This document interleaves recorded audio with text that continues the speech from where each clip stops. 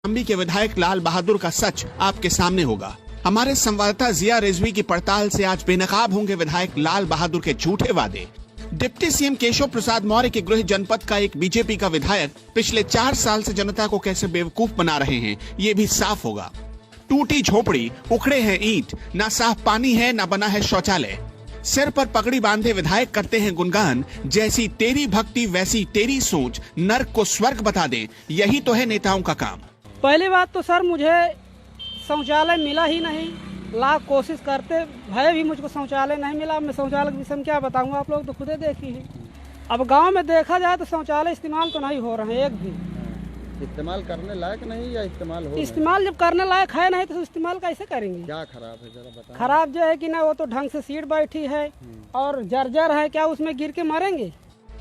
विधायक का गांव बनीखास है। विधायक जी बनीखास गांव में ही पैदा हुए थे। बनीखास गांव की जनता ने एक नेता चुना था जिसका नाम है लाल बहादुर, जो बीजेपी में विधायक हैं, जो डिप्टी सीएम केशव प्रसाद मौर्य के करीबी हैं, जिनका काम सबसे ज्यादा अविकसित है और नतीजों में शून्य है, जो आंखों में आंखें डालकर सच नहीं बोलते, जो कौशाम्बी के बनीखास गांव को नर्क बनाने का जिम्मेदार है, जो गांव की बदहाली का जिम्मेदार है। जाऊँ ना भाई, अब हम क्या बताएं, हमें कुछ समझे में नहीं नहीं, जो समस्या हो बताइए। अब सफाई उफाई तो होत नहीं आए और जो उनका आका था ना गाँव न चीज का देखभाल होत है। और शौचालय जो बने हैं गाँव में, जो शौचालय बने हैं, चाहे अच्छा बना हो चाहे खराब बना है, खराब है समझो का समझो। तो समस्या यह है कि यहाँ जेके शौचालय बने हैं उनके डबल हैं, जेके नहीं है एको नहीं है। केहू के रहे के जगह है, केहू के रहे के जगह नहीं है। इन तक समस्या साफ सफाई ढंग से है ही नहीं है। जो शौचालय बने हैं जो शौचालय बने वो नंबर 2 के बने कि ध्वस्त हो गए, एक आदमी बच गया नहीं, उसमें चटाया गया, पैरे टूट गया। विधायक की फोटो है हमारे पास, उनके झूठ का वीडियो भी है हमारे पास, लेकिन उनकी फोटो के साथ आपको वो फोटो भी देखनी चाहिए जो उनके झूठ को बेनकाब करेगा। ग्राम सभा बनीखास में, जो कि मेरा पैतृक गांव है, वहाँ एक गांव के पूर्व साइड संपर्क मार्ग नहीं था और संपर्क मार्ग से जोड़ने का काम किया गया।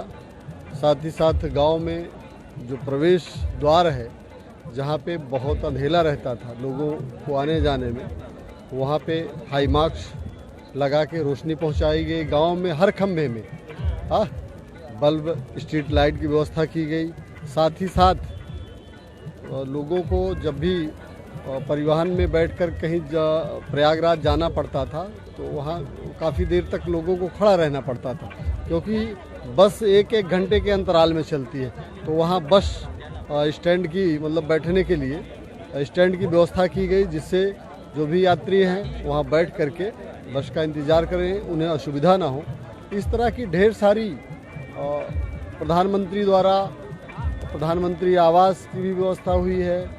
स्वच्छ शौचालय भी बनाए गए हैं। साफ सफाई को लेकर क्या काम किया? हाँ, साफ सफाई पहले बहुत, मतलब साफ सफाई नहीं रहती थी, लेकिन जब से भारतीय जनता पार्टी के नेतृत्व की योगी जी की सरकार आई, तब से मेरा ही गांव नहीं, मैं पूरे विधानसभा को देख रहा हूँ। हर गांव में साफ सफाई, लाइट की व्यवस्था, शौचालय की व्यवस्था, लोगों को रहने के लिए प्रधानमंत्री आवास की व्यवस्था।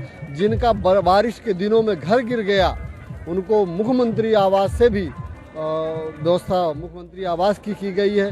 सरकार द्वारा सड़क, पानी, बिजली और ढेर सारी केंद्र सरकार की योजनाएं, प्रदेश सरकार की योजनाएं, जिससे चाहे हमारे युवा बंधु हो, चाहे हमारे किसान भाई हो, चाहे हमारी बेटियां हो, चाहे हमारी महिलाएं हो, सब लाभान्वित हो रहे हैं। हमारे युवाओं को रोजगार भी दिया जा रहा है।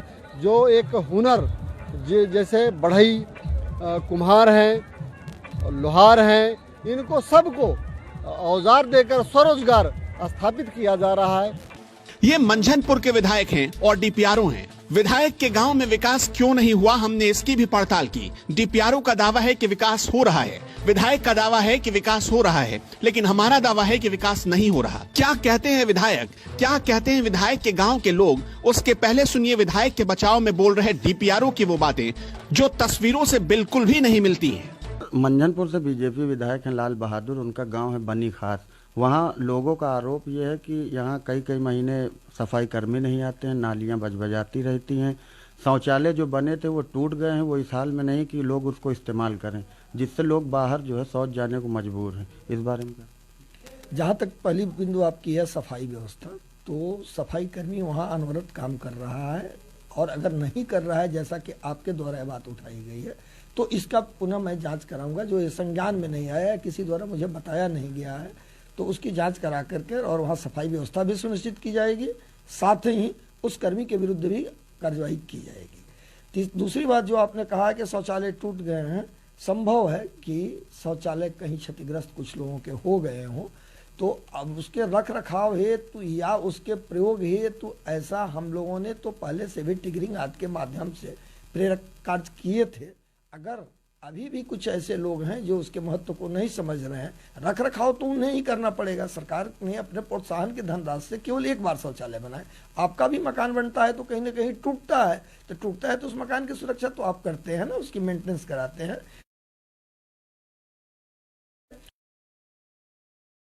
पहले भी हम लोगों ने जागरूकता अवेयरनेस कार्यक्रम चलाए हैं, और पुनः अगर आप ध्यान दिला रहे हैं तो फिर अवेयरनेस कार्यक्रम चला करके उन लोगों को प्रेरित किया जाए।